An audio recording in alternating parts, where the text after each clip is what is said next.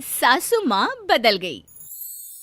कहानी उस घर की है जहाँ बहू और बेटी को एक माना जाता था, लेकिन फिर अरे शिखा बेटा, तू रसोई में क्यों घुसी रहती है?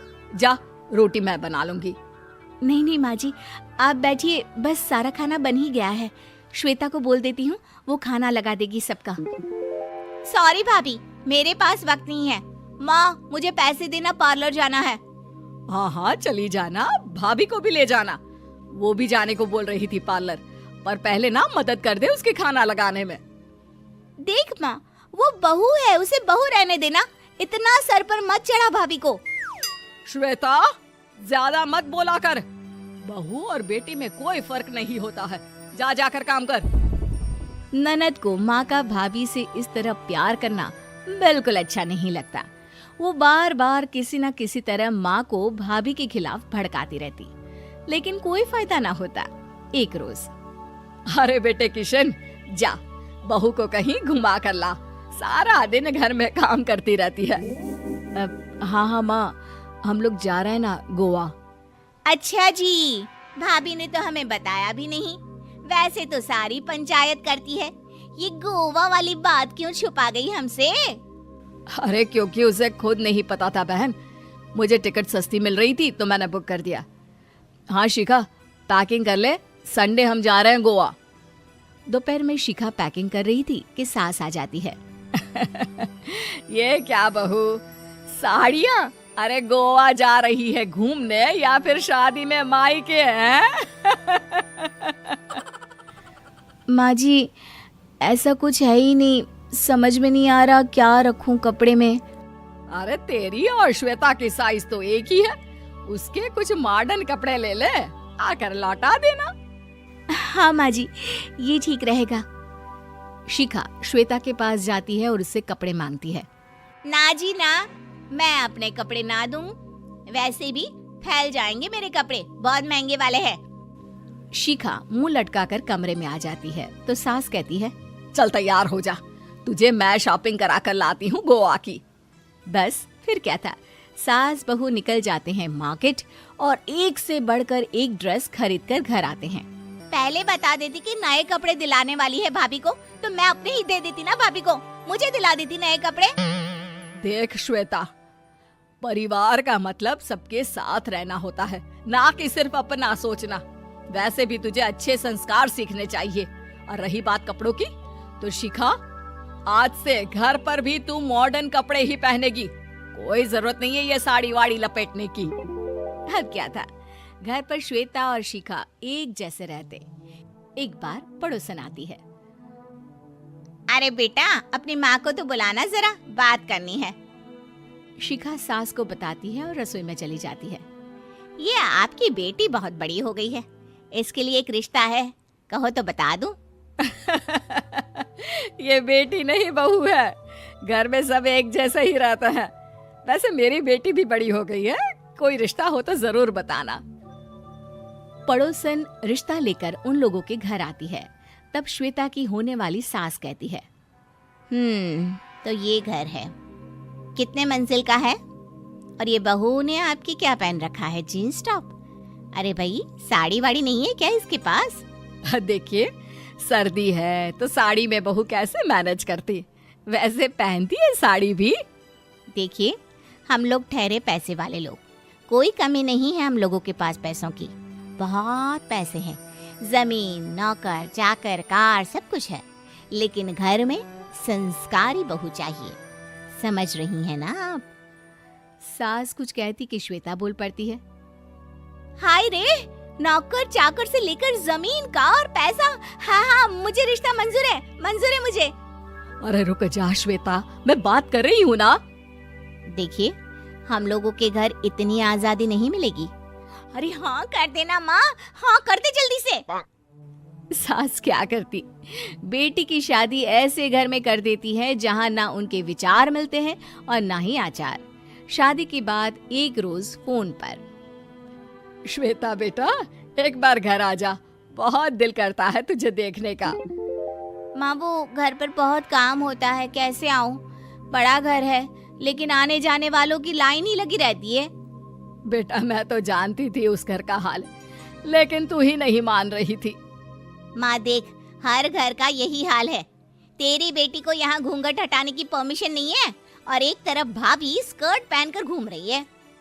बेटा मुझे क्या पता था कि मेरी बेटी को ससुराल के नाम पर पिंजरा मिल जाएगा। अच्छा माँ, फोन रखती हूँ, सास को गर्मा गर्म रोटी खिलानी है। तुम लोगों की तरह नहीं कि एक रोटी बनाओ, एक सब्जी बनाओ, फिर सारा दिन फ्री होकर घूमो। सास फोन तो रख देती है, लेकिन सोच में पड़ जाती है कि एक तरफ बेटी जिसे कोई आजादी नहीं, वहीं दूसरी तरफ बहू जिसे देखकर लगता ही नहीं कि उसकी शादी भी हुई है। अगले रोज। शिखा, अरे ओ शिखा। हाँ माँ, क्या हुआ? कुछ चाहिए आपको? मैं जिम जा रही थी। जिम के कपड़ों में बहू को देखकर सास को घूंघट में अपनी बेटी का ख्याल आता है। देख बहू, घर में बहू की तरह रहा कर। इतने टाइट कपड़े पहनकर जिम जाना पसंद नहीं मुझे। जा जाकर रोटी बना। रोटी? माँ अभी तो शाम की 6 बजे हैं, इस वक्त रोटी? अब क्या मेरे खाने पीने पर भी पहरा है?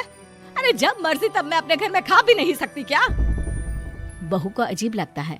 वो समझ नहीं पाती कि जो सास कल तक इतनी सपोर्टिव थी, उन्हें अचानक से क्या हो गया। वो किचन में जाती है, गरम रोटी के साथ 2 तरह की सब्जी, रायता, सलाद सब लेकर सास के पास आती है। माँ जी, खाना। इतना सारा खाना? राक्षस समझा है क्या मुझे? रोटी मांगी थी मैंने गर्मा गर्म बस। पर माँ जी, रोटी खाती किससे आप? सब्जी तो बनानी थी ना। अरे भूख मर गई मेरी तेरी बहस से। जा जाकर काम कर, अंदर पूरी रसोई साफ कर। बहू अंदर चली जाती है। थोड़ी देर में श्वेता घर आती है। अरे शिखा, जल्दी से चाय ला, पकवान बना, मेरी बेटी आई है। अरे नहीं नहीं माँ, ड्राइवर बाहर खड़ा है। मैं तो घर का कोई सामान खरीदने के बहाने यहाँ आ गई हूँ, मुझे जाना होगा। अरे बेटा, पर कितने दिनों बाद देख रही हूँ तुझे, रहने आ जाना 2-4 दिन के लिए। आ जाऊंगी माँ, जब मेरी सास मरेगी तब। मैं तो रोज मन्नत मानती हूँ कि मेरी सास मर जाए तो अच्छा है। अच्छा चल, जा रही हूँ माँ। हे भगवान, कैसे कैसे दिन देखने पड़ रहे हैं मेरी बेटी को। सास अंदर जाती है, जहाँ श्वेता की जिम वाली सहेली का फोन आया होता है। क्या बात है, आज जिम नहीं आई? अरे पता नहीं यार, आज माँ को क्या हो गया अचानक। पर खैर कोई नहीं, लगता नहीं कि मैं अब जिम आ पाऊंगी। शिखा स्पीकर पर बात कर रही थी, जिसे सास सुन रही थी।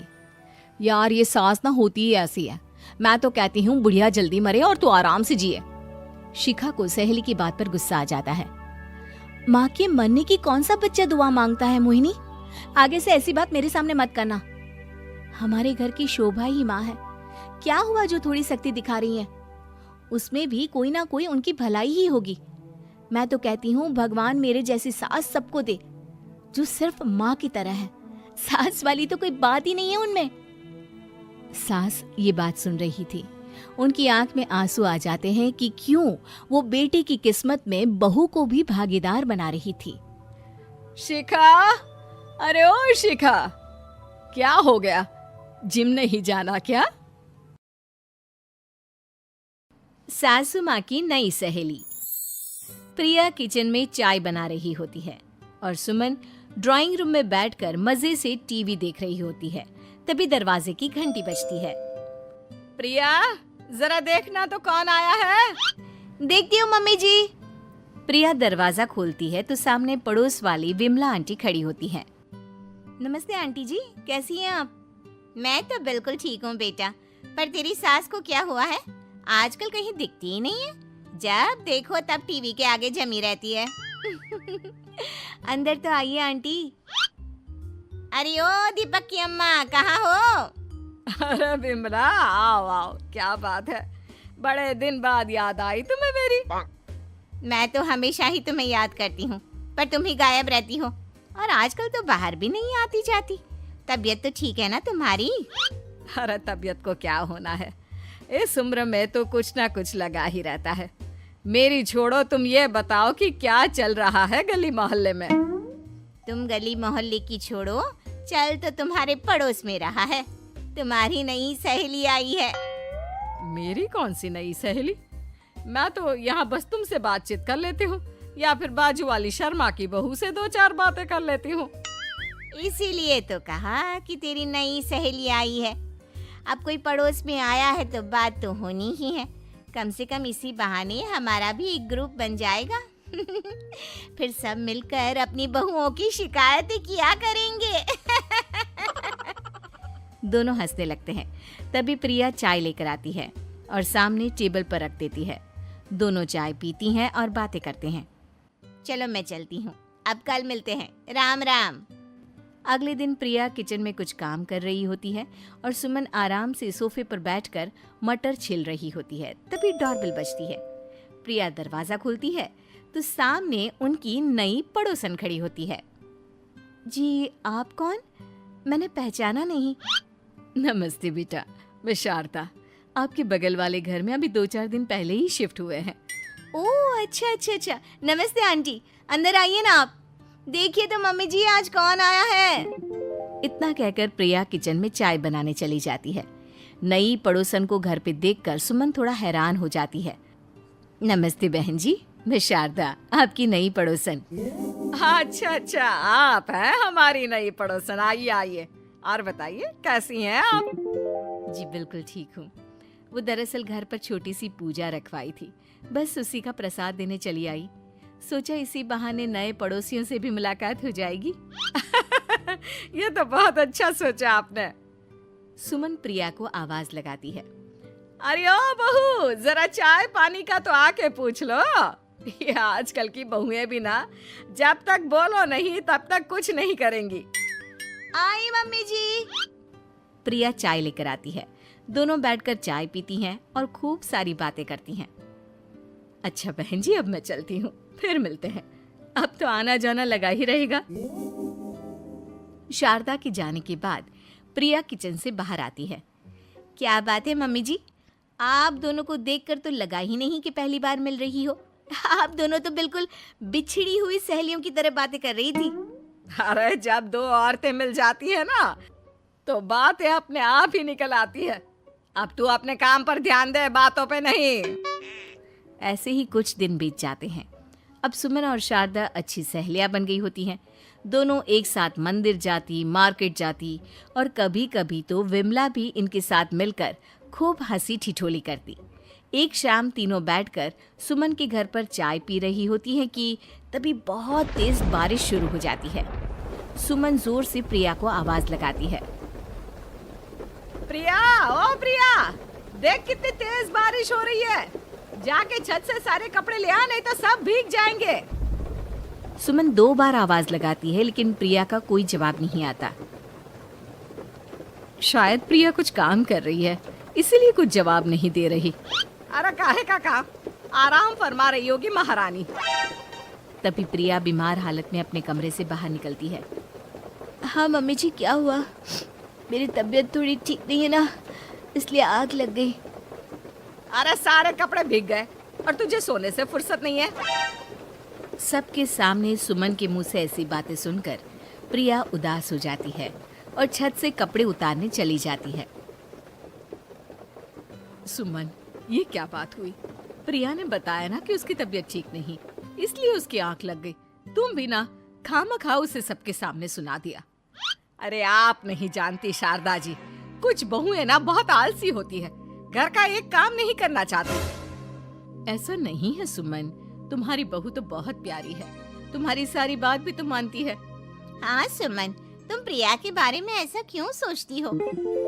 मेरी भी 2 बहुएं हैं, लेकिन मैं उन्हें अपनी बेटियों की तरह रखती हूँ। आखिर वो भी तो किसी की बेटियां ही है ना। और अगर तुम ऐसा ही व्यवहार करोगी तो एक दिन प्रिया भी तुम्हारे साथ ऐसा ही बर्ताव करेगी। शारदा और विमला की बातें सुनकर सुमन की तो बोलती बंद हो जाती है। वहीं प्रिया भी बाहर से सारी बातें सुन रही होती है। अरे मैं कोई उसकी दुश्मन थोड़ी ना हूँ, मैं भी उसकी माँ हूँ, लेकिन कभी कभी सास बनना पड़ता है, नहीं तो बहुएं हाथ से निकल जाती है। देखो सुमन, ये सब सोच का फर्क है। अगर तुम ये सोचोगी तो कभी प्रिया को अपनी बेटी नहीं बना पाओगी। इतना कहकर शारदा और विमला वहां से चली जाती हैं और सुमन अकेले बैठकर उनकी बातें सोचने लगती है। अगले दिन प्रिया और दीपक अपने कमरे में बैठकर बात कर रहे होते हैं और सुमन उनके कमरे के बाहर कुछ काम कर रही होती है और उन दोनों की बातें सुन लेती है। दीपक, तुम्हें पता है हमारे पड़ोस में जो शारदा आंटी है ना, बहुत अच्छी हैं। अच्छा, ऐसा क्या हो गया जो तुम्हें वो इतनी अच्छी लगने लग गई? कुछ खास नहीं, बस कल जब मम्मी जी मुझे सबके सामने सुना रही थी तो शारदा आंटी ने मेरा साथ दिया। मैं तो सच में हैरान ही रह गई थी जब उन्होंने मम्मी जी को मुझसे ऐसा बर्ताव करने के लिए मना किया। अच्छा, फिर क्या हुआ? होना क्या था, शारदा आंटी तो मम्मी जी को समझा ही रही थी कि बहू को भी बेटी की तरह ही रखना चाहिए, लेकिन मम्मी जी तो मम्मी जी है ना, उन्हें तो मुझ में हमेशा कमी ही दिखती है। काश मुझे भी शारदा आंटी जैसी सास मिली होती जो मुझे भी अपनी बेटी जैसी समझती। सुमन ये सब सुनकर बहुत उदास हो जाती है और वहां से चली जाती है। प्रिया की बातें सुमन के कानों में बार बार गूंज रही थी। उसे बहुत शर्मिंदगी महसूस हो रही थी कि उसने प्रिया के साथ बहुत गलत किया है। अगले दिन सुमन शारदा और विमला को बुलाती है। क्या बात है सुमन, आज तूने ऐसे अचानक क्यों बुलाया? सब ठीक तो है ना? हाँ हाँ, सब ठीक है, तुम दोनों बैठो तो सही। तब तक दीपक और उसके पापा भी आ जाते हैं। प्रिया, तुम भी आ जाओ। क्या हुआ मम्मी जी, आपने बुलाया? हाँ प्रिया बेटा, मैं आज सबके सामने तुमसे माफी मांगना चाहती हूँ। मैंने आज तक तुम्हारे साथ बहुत बुरा व्यवहार किया है, लेकिन तुमने कभी भी मेरे साथ बुरा बर्ताव नहीं किया। मुझे अपनी गलती का एहसास हो गया है, हो सके तो मुझे माफ कर देना। प्रिया अपनी सास की बातें सुनकर हैरान हो जाती है। उसकी आंखों में आंसू आ जाते हैं। प्लीज मम्मी जी, आप मुझसे माफी मत मांगिए, मैं भी आपकी बेटी ही हूँ। वैसे एक थैंक यू तो मेरी नई सहेली को भी बनता है, जिसकी वजह से मुझे मेरी गलती का एहसास हुआ। शारदा बहन, आपका बहुत बहुत शुक्रिया जो आपने मेरी आंखें खोल दी। अरे क्या सुमन, तुम भी ना? तो फिर इसी बात पर चाय और पकोड़े हो जाए। हाँ हाँ, क्यों नहीं।